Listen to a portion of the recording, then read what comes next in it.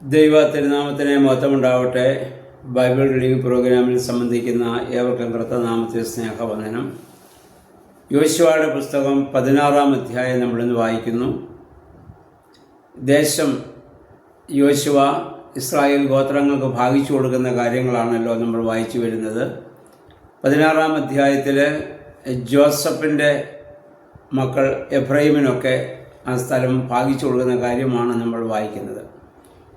ജോസഫിൻ്റെ രണ്ട് മക്കൾ എഫ്രൈമും മനശ്ശെയും ഗോത്രപിതാക്കന്മാരായ ഇസ്രായേൽ അവരെ പരിഗണിച്ചിരുന്നു. അതുകൊണ്ട് മറ്റു ഗോത്രങ്ങൾക്ക് കൊടുത്തതുപോലെയുള്ള അവകാശം അവർക്കും ഇവിടെ കൊടുക്കുകയാണ്.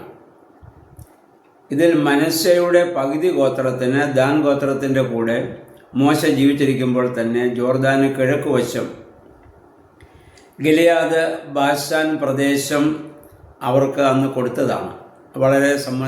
വളരെ സമ്പുഷ്ടമായ പ്രദേശമായിരുന്നു.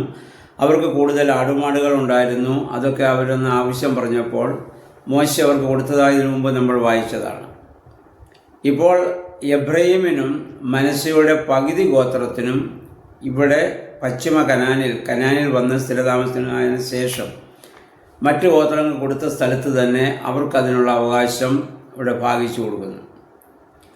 ഈ അവകാശം ദേശം ഭാഗിച്ചു കൊടുത്തു കഴിഞ്ഞപ്പോൾ അവർ യോശുവയുടെ അടുത്ത് വന്നൊരു പരാതി പറയുന്നുണ്ട്. ഞങ്ങൾക്ക് ഈ സ്ഥലം പോരാ, കാരണം അവർക്ക് ആടുമാടുകളൊക്കെ കൂടുതലുണ്ട്. അതുകൊണ്ട് ഞങ്ങൾക്ക് അത് ലഭിച്ച സ്ഥലം ഞങ്ങൾക്ക് ആടുമാടുകളെ മേയ്ക്കാനായിട്ട് പറ്റുന്നില്ല, അല്ലെങ്കിൽ അതിനുള്ള പച്ചപ്പ് അവിടെ ഇല്ലായിരിക്കാം.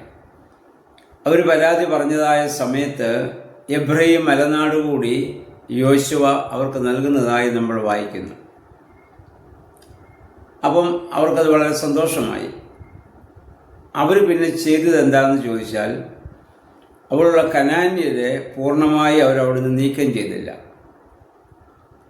കനാന്യരെ കൊണ്ട് ഊഴിയ വേല ചെയ്യിച്ച് അവരുടെ കൂടെ അവർ താമസിക്കുന്ന സ്ഥലത്ത് താമസിക്കുവാൻ അനുവദിച്ചു. അത് പിൽക്കാലത്ത് അവർക്ക് വലിയ ദോഷമായി സംഭവിക്കുകയാണ്. അതുകൊണ്ട് പിന്നീട് നമ്മൾ മുന്നോട്ട് വായിച്ചു പിന്നെ നമുക്ക് കാണാൻ പറ്റും, എഫ്രൈമിലെ വിഗ്രഹാരാധന കൂടുതലായി കണ്ടു. കാരണം കനാന്യർ അവരുടെ താമസിച്ച കനാന്യരുടെ സ്വാധീനം, അവരുടെ വിശ്വാസം ഇവരിലേക്ക് വ്യാപിക്കുവാൻ കാരണമായി തീരുകയാണ്. ഇതിനു മുമ്പ് ഉണ്ടായിരുന്ന മറ്റു ഗോത്രങ്ങളും ഇതൊക്കെ തന്നെയാണ് ചെയ്തത്. യഹോവ മോശ മുഖാന്തരം പറഞ്ഞിരുന്നത്, അങ്ങനെ ജാതികളെ കനാന്യരെ പൂർണ്ണമായും നിങ്ങളുടെ ദേശത്ത് നിങ്ങൾ ഒഴിവാക്കണമെന്നാണ്. കാരണം ആ മനുഷ്യരോടുള്ള വിരോധം കൊണ്ടല്ല, പക്ഷെ അവരുടെ മ്ലേച്ഛമായ ജീവിത രീതി ഇവരിലേക്ക് വ്യാപിക്കാൻ സാധ്യതയുള്ളത് കൊണ്ടാണ് പൂർണ്ണമായി ഒഴിവാക്കാൻ ആവശ്യപ്പെടുന്നത്. പക്ഷെ അവരെന്ത് ചെയ്തു? അവരവിടെ തന്നെ കുറേ പേരെ അവിടെ തന്നെ താമസിപ്പിച്ച് അവരുമായിട്ടുള്ള ഒരു ബന്ധം. പുതിയ നിയമവുമായി നമ്മളിതിനെ ചിന്തിക്കുമ്പോൾ ഒരേ സമയം ദൈവത്തോടും പാപത്തോടും സഖ്യത കൂടുന്ന ഒരു മനോഭാവമാണിത്. നമ്മിലും പാപസ്വഭാവങ്ങളുണ്ട്. ആ പാപസ്വഭാവങ്ങളെ നമ്മൾ ഉപേക്ഷിക്കുമ്പോൾ പൂർണ്ണമായും ഉപേക്ഷിക്കണം. അല്പമെങ്കിലും അവിടെ കിടന്നാൽ വീണ്ടും അത് അവിടെ വളരുകയും അത് കൂടുതൽ ശക്തി പ്രാപിക്കുകയും ചെയ്യും. നമ്മുടെ കർത്താവ് പറഞ്ഞ ഒരു ഉപമയുണ്ട്. ഒരു മനുഷ്യനിൽ നിന്ന് ദൈവം ഭൂതത്തെ പുറത്താക്കി. ഭൂതം മറ്റ് സ്ഥലങ്ങളിൽ ഇങ്ങനെ ഊടാടി നടന്നു. കുറേ കഴിഞ്ഞ് അത് തിരിച്ചു വന്നപ്പോൾ കാണുന്നത് തന്നെ പുറത്താക്കിയ സ്ഥലം അടിച്ച് വൃത്തിയാക്കിയിട്ടിരിക്കുന്നു. അവ ചെന്ന് വേറെ 7 ഭൂതങ്ങളെ കൂടെ വിളിച്ചുകൊണ്ടുവന്ന് അവിടെ പ്രവേശിക്കുന്നതായും ആ മനുഷ്യൻ്റെ സ്ഥിതി പഴയതിനേക്കാൾ മോശമായി മാറുകയും ചെയ്യുന്നു. നമ്മളും നമ്മുടെ പാപസ്വഭാവങ്ങളെ കുമ്പസാരത്തിലൂടെ നമ്മളൊക്കെ ഏറ്റുപറഞ്ഞ് ഉപേക്ഷിക്കാറുണ്ട്. പക്ഷെ ഉപേക്ഷിക്കുന്ന പാപത്തെ പൂർണ്ണമായി നമ്മൾ മാറ്റാതിരുന്നാൽ വീണ്ടും അത് ശക്തിയോടെ അത് മടങ്ങി വരുമെന്ന്. 2, വൃത്തിയാക്കുന്ന സ്ഥലത്ത് ആ മനസ്സിൽ ദൈവിക ചിന്തകൾ കൊണ്ട് നമ്മൾ നിറയ്ക്കണം. അത് വേക്കൻ്റായി കിടക്കാൻ പാടില്ല. വേക്കൻ്റായി കിടന്നത് കൊണ്ടാണ് അത് മറ്റ് 7 ഭൂതങ്ങളെ കൂടെ വിളിച്ചു കൊണ്ടുവന്ന് ആ മനുഷ്യൻ്റെ സ്ഥിതി പഴയതിലും മോശമായി എന്ന് പറയാൻ കാരണം. അപ്പോൾ ഈ വലിയ നോമ്പിൻ്റെ ദിവസങ്ങളിലൂടെ നമ്മൾ കടന്നു പോകുന്നത് ഈ 50 ദിവസവും പാപങ്ങളിൽ നിന്നൊക്കെ നമ്മൾ ഒഴിഞ്ഞിരുന്ന് ഈ നോമ്പിൻ്റെ സമാപനം ആകുമ്പോഴത്തേക്കും നമ്മളെല്ലാം കുമ്പസാരിച്ച് പാപങ്ങളൊക്കെ ഏറ്റുപറഞ്ഞ് ശുദ്ധീകരണം പ്രാപിക്കും. ആ ശുദ്ധീകരണം പ്രാപിച്ച് ഈസ്റ്റർ കഴിയുമ്പോൾ പിന്നെന്താണ് സംഭവിക്കുക? ആ ഉപേക്ഷിക്കപ്പെട്ട പാപങ്ങളൊക്കെ വീണ്ടും ശക്തിയോടെ നമ്മിലേക്ക് തന്നെ തിരിച്ചു വരികയും ചെയ്യും.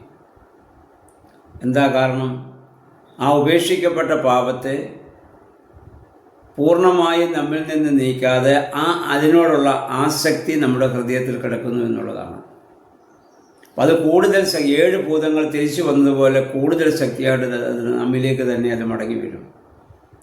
ആ പാപ സ്വഭാവത്തെ ഉപേക്ഷിക്കുന്നെങ്കിൽ ദൈവിക ചിന്തകൾ കൊണ്ട് ഹൃദയത്തെ നിറയ്ക്കണം. അതിനാണ് നമ്മൾ ദൈവവചനം വായിക്കേണ്ടത്. ദൈവവചനം കൊണ്ട് നമ്മുടെ ഹൃദയത്തെ നമ്മൾ നിറയ്ക്കണം. ദൈവവചനം ദൈവം തന്നെയാണ്. അപ്പോൾ അവിടെ ഒരിക്കലും പിശാചിന് വന്ന് പിന്നെ കയറാൻ പറ്റുകയില്ല. അതുകൊണ്ടാണ് നമ്മൾ ഒരിക്കലും ഉപേക്ഷിക്കുന്നതൊക്കെ വീണ്ടും ശക്തിയോടെ നമ്മിലേക്ക് തന്നെ തിരിച്ചു വരാനുള്ള കാരണം അതാണ്. അതുകൊണ്ട് ഇവരുടെ ഈ ജോസഫിൻ്റെ ആ മക്കളുടെ ജീവിതം, എബ്രഹാമിൻ്റെ ജീവിതമൊക്കെ നമുക്ക് മാതൃകയാണ്. ഇതിന് മുമ്പുണ്ടായിരുന്ന ഗോത്രങ്ങളും അങ്ങനെ തന്നെ ചെയ്തതായി നമ്മൾ കാണുന്നുണ്ട്. കനാന്യരെ പൂർണ്ണമായി ഒഴിവാക്കുക എന്ന് പറഞ്ഞ പാപസ്വഭാവത്തെ പൂർണ്ണമായി നമ്മിൽ നിന്ന് ഒഴിവാക്കുക. അതിലേക്ക് ഇനി തിരിയാൻ പാടില്ല. കർത്താവ് പറഞ്ഞതുപോലെ നായയാണ് അതിൻ്റെ ഇത് ഛർദിയിലേക്ക് വീണ്ടും അത് തിരിഞ്ഞ് ചെല്ലുന്നത്. മറ്റെല്ലാവരും അത് ഉപേക്ഷിച്ച് പോത്തേ ഉള്ളൂ.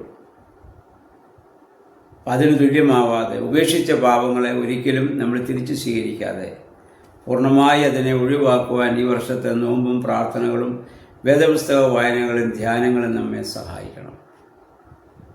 ദൈവമേ, പരിശുദ്ധാത്മാവേ, അതിന് ഞങ്ങളെ ശക്തീകരിക്കണമെന്ന് പ്രാർത്ഥിക്കാം. ദൈവം അതിന് നമ്മെ സഹായിക്കുമാറാകട്ടെ.